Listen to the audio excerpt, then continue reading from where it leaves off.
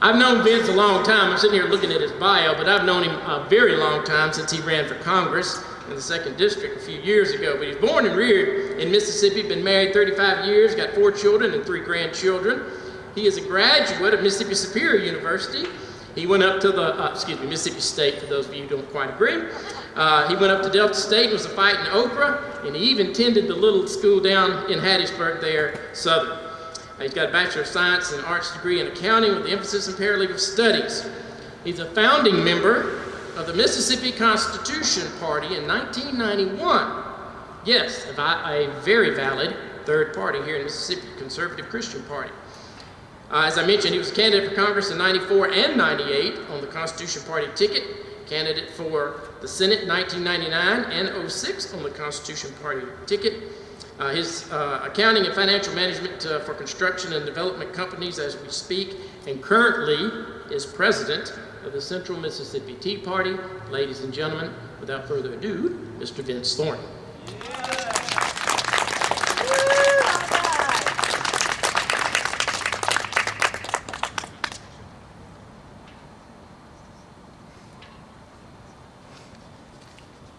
I always try to take my speech. I won't take too much of your time. Number one, I thank you all for showing up. You heard the old saying, you can tell who the faithful are. They come to church on Wednesday night. I'm an accountant, and I have a background in finance, obviously. So I'm going to give you a brief accounting lesson. Does anybody object to that? What do you do when you run out of money? Quit spending. What's the first thing you do? Quit spending. You stop spending, right? Very good. That's right. Accounting lesson. Now you get that for free. I'm not charging you. Yeah. Now, looking out across this crowd, I can see that you all are what they call the choir. And I was going to be very formal and controlled, but now I'm going to pound and scream and yell. Thank you. Thank you very much for that. I appreciate it. They asked me to talk about socialism. I grew up listening to my dad. He was an old World War II veteran, and he fought socialists, National Socialists. And so I heard many, many stories about socialism and how socialism was evil and how it enabled people who were wicked, and it does. And I want to go over the very first principle on this, and that is the moral or spiritual principle. And that being this, if I have a right to defend myself, then that means I can delegate that right. Isn't that correct? And we do that. We delegate it to the police, right? But that's a right that God gave me. I can defend myself, and I can use lethal force to defend myself if it's necessary. We got where's our militia man? Right over there. We got a man who's steeped in that, in the Mississippi militia. But now, if I want to help somebody who's poor, and they really need it, and they're in bad shape, I can take my own money and voluntarily give it to them, right? Is that correct? Yes. But can I take a pistol and hold it to their head and say, I need that money, and by the way, it's going for a good cause? But now, isn't that what socialism really is? Yes. Isn't that the heart and soul of socialism? Yes. Now, why is that not against the law of the Mosaic Code, which says, you shall not steal? Right? Right. That's the essence of socialism. It is theft by popular vote. Right. It is theft with the government doing it, right? Now I want to say a brief thing about what the left accuses us of, being mean and nasty and stingy. You remember that? Cold-hearted. You're greedy and cold-hearted. Find me a scripture in the New Testament where Yeshua, Christ, the Lord, ever lobbied the Roman Senate or ever lobbied the Sanhedrin to pass a law to tax people to help the poor. Did he ever do that? You'll never find any evidence of that. What he always did was he told his disciples, you work and you earn the money, so you'll have it to voluntarily give to people who need it. Yes. Now here's the thing, one of the many main things about this. I enjoy giving money to people that I know need it. I do it regularly, to God be the glory, and he has allowed me to be able to do that. But when I do that, I don't want any notoriety for it. I don't want to be praised for it, because that would rob me of the true gift, and rob me of the true blessing of the gift. And I get a great blessing out of giving it to people. And whenever they receive it with gladness and with thanksgiving, it just blesses my heart. But when the government robs me to take it away from me, I don't get any blessing from being the giver there. My blessing is turned into a curse because I'm angry about the fact that they've robbed me. So spiritually, it is a godless ideology. It is an anti-Christ, anti-God ideology. Yes. And the man who came up with it wasn't Karl Marx. It's been around for many thousands of years. If you go back and you research history, you'll find that people have subscribed to that point of view. But those people are of Satan, of a godless group of people. Sociology is a wicked ideology. It needs to be stamped out completely. May God allow us to do that. Now, moving on. Does anybody know where the word tyrant came from? Where do we get the word tyrant? The root word of the word tyrant, we get it from an ancient city-state that's a little island right off the coast of modern-day Lebanon, and it's called Tyre, T-Y-R-E, Tyre. If you'll go to the Bible, you'll have to Google this. I don't remember where it is. It's in the Old Testament. One of these Bible scholars could probably help me, but you Google this, King of Tyre, and read about the king of Tyre, and guess what the description is going to be? Satan. He's describing Lucifer. He's describing Satan. Do that. I challenge you to Google King of Tyre and read about it. Now, why is that? We use the word tyrant to refer to men and women who cannot possess power, because if you give them power, they're going to hurt other people with it. They're going to mistreat other people. They're going to trample on the rights, God-given rights of other people. Tyrants have to be bound down with chains, just like the Founding Fathers said, let no more be heard of confidence in man, but bind him down from mischief with the chains of the Constitution. He's bound down from mischief, because you know the Scripture also says that wickedness, deception is bound up in the heart of man, and who can know it? If you give most men power, they're going to abuse it. They cannot handle it. The only way men can handle power over other men is that you chain him down and place limits on that power. And that's what our Founding Fathers did whenever they separate our governments. Government power is separated. There was a separation between the federal and the state government. There's a separation between the state government and the counties.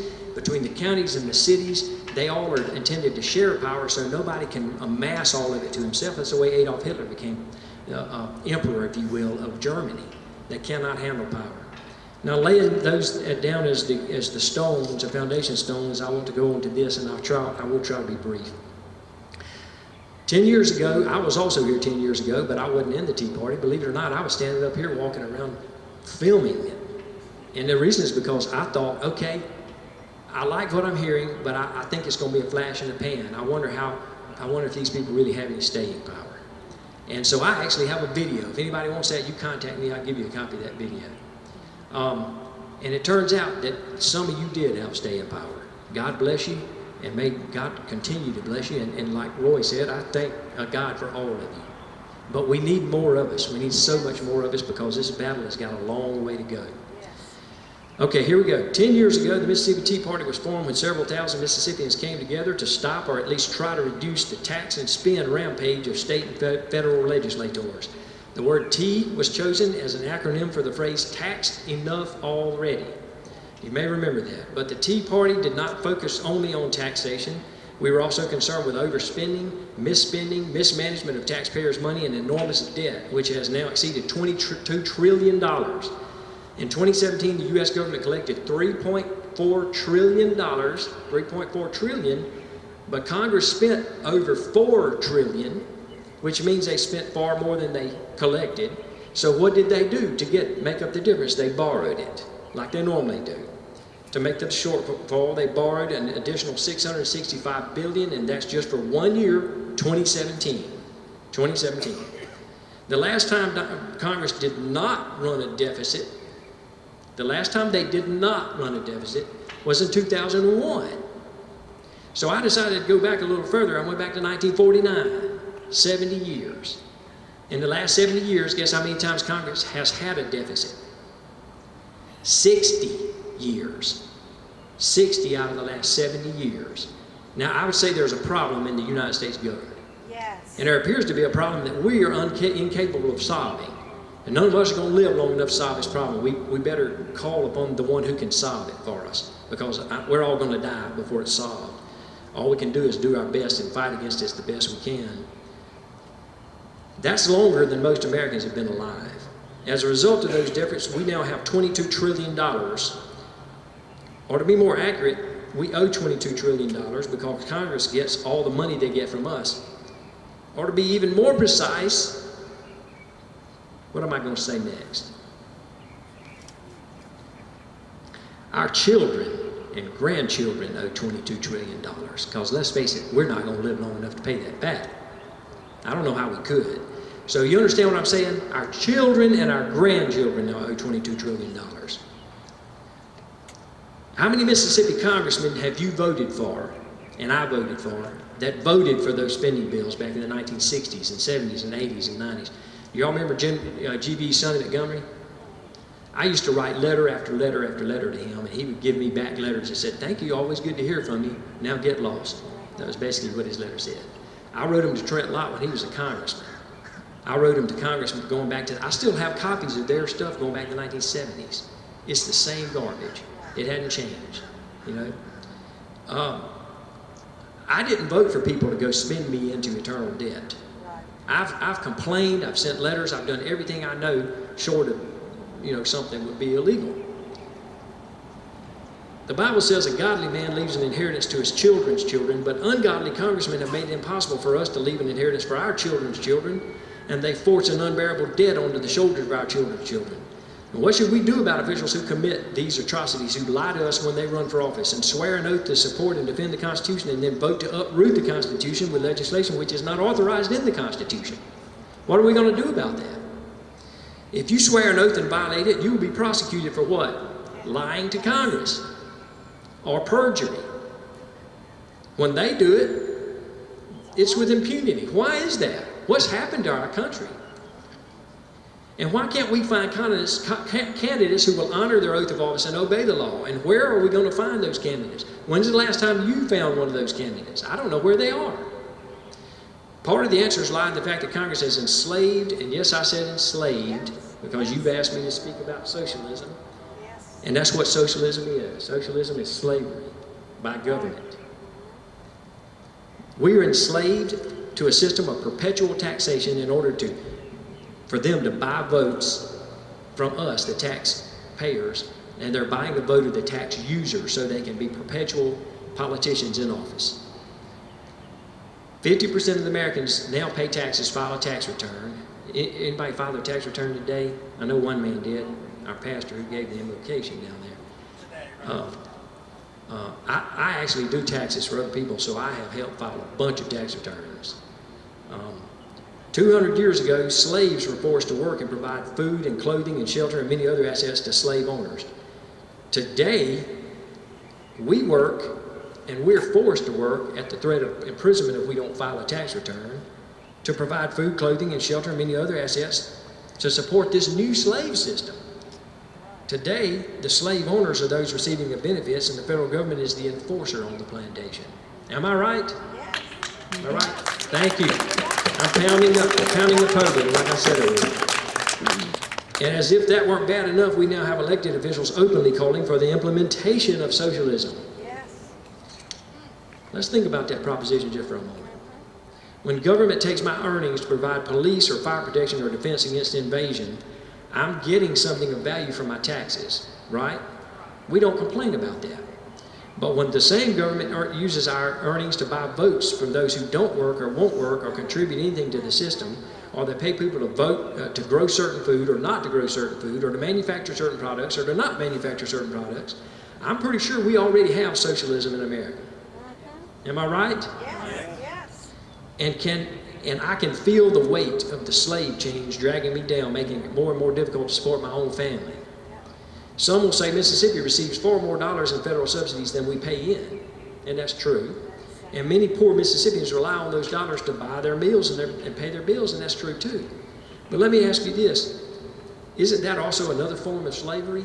Yes, exactly. Hasn't the government locked those people into a state of perpetual dependence on government handouts? Yes. And wouldn't we all prosper much more if we could invest our earnings into our own economy the way we think best, instead of having the government force us to do it the way they think best? Well, what do you suppose is going to happen to those dependent souls when the system collapses due to an unsustainable debt? Where are they going to get their food then?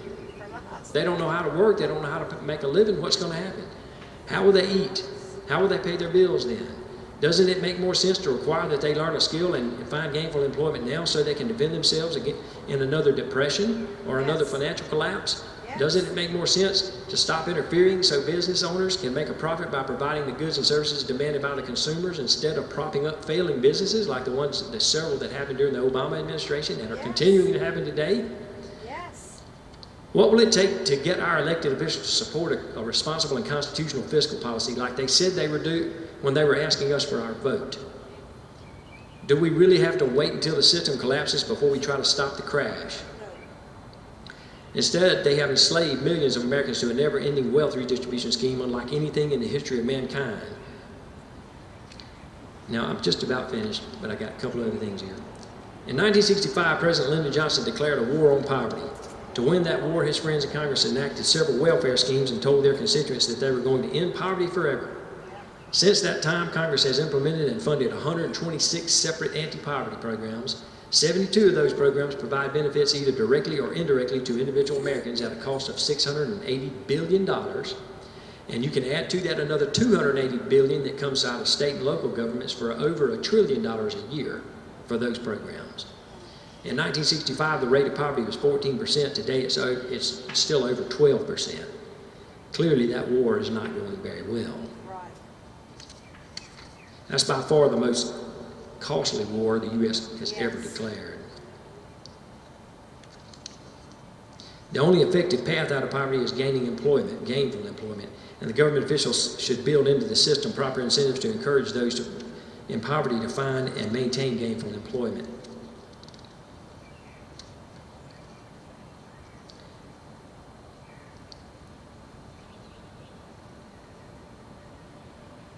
Another misspending or mismanagement of money. What do they call it? Foreign aid? Is that what they call it? It's money given to other nations that hate us, never going to love us. Right. The reason they give that money to those nations is because they want to pay those people to buy products for our manufacturers. So what's happening there is we're giving it to foreign nations to get them to buy American-made products, which is just another form of crony capitalism.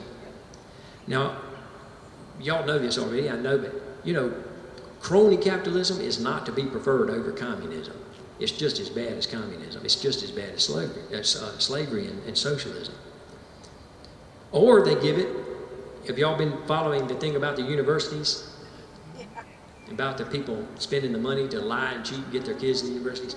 And did you realize they have given so many billions of dollars to Harvard and Yale and Princeton and Stanford and Berkeley and all those other places? Did y'all realize that kind of money was going to those universities? I didn't. I knew they were getting something.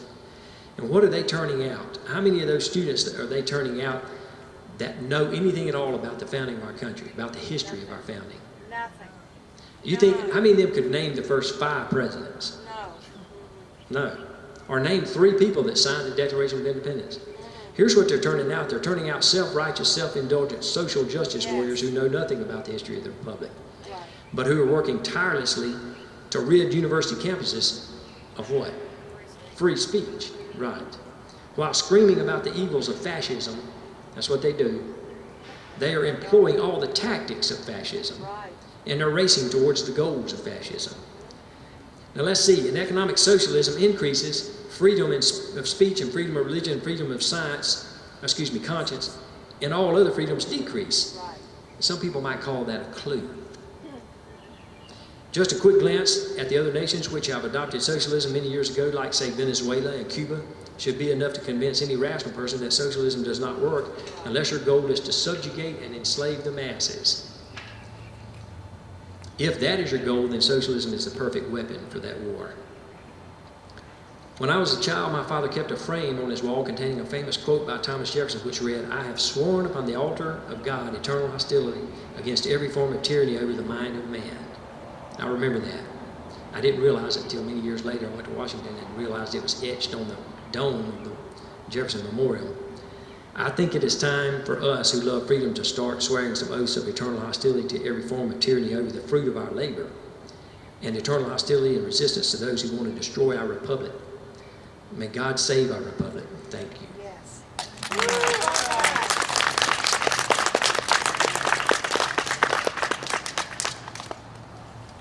Thank you, Vince. Socialism. It is here, folks. What are we going to do about it? That's why you're here. We need more. Socialism, one of the things it does in creating its totalitarian way of being is taking away freedoms. One of the first things they want to take away is your gun. Right. You stop and think about it. They're going to take your money. Now, most of us men folk here are sitting on a wallet, okay? That ain't, it's thick, but it's not full of money, trust me, okay? What's there was earned. Why shouldn't I keep most of it and fight to do it, okay? It's one of the things that got me in politics was fighting to keep what I earned because of these taxes that are taken out. I work, why shouldn't I keep it? Socialism says, no, I'm the government, I'm taking it from you and going to give it to those who don't. Think about it. It's more, and on and on socialism goes. Look on the bumper stickers and these signs, you'll see a hammer and sickle. Now those of us who are old enough to remember communism know what the hammer and sickle stands for. It's rearing its ugly head today, again. They use the word progressive, they use socialism, but nonetheless it's still there. We got to fight, folks. You see this building behind me? We got to walk those halls and tell those people, don't take all my money. That's right. And also, leave my guns alone, and I will protect myself. Yes. Socialism doesn't like people who are independent-minded, liberty-loving, and willing to protect themselves.